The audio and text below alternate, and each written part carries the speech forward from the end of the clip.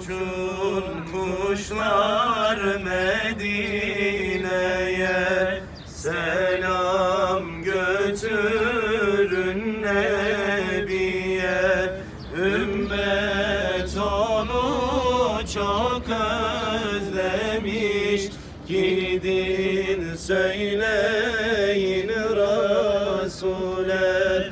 Ümmet onu çok özlemiş, gidin söyleyin Resul'e. Bedir'de mi, Uhud'da mı, nerede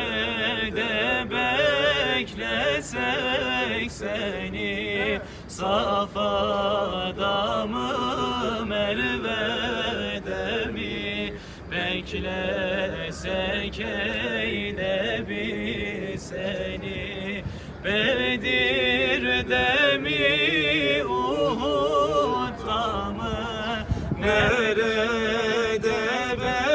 beklesek seni? Safa'da mı, Merve'de mi, beklesek ey Nebi seni? Haydi kuşlar hep beraber Ravza-i Mutahhara'ya uçun. Ona deyin ki ya Resul, ümmet seni çok ama çok özledi. Desin ki Bedir'e gelin, yalın ayak gidelim.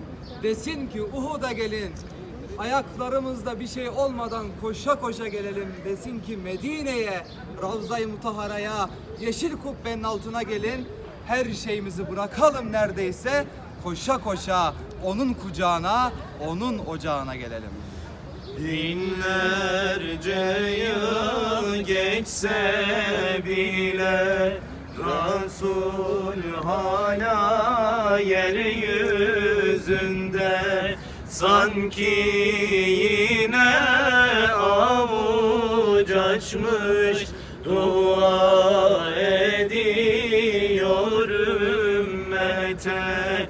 Sanki yine avuç açmış dua ediyor ümmete.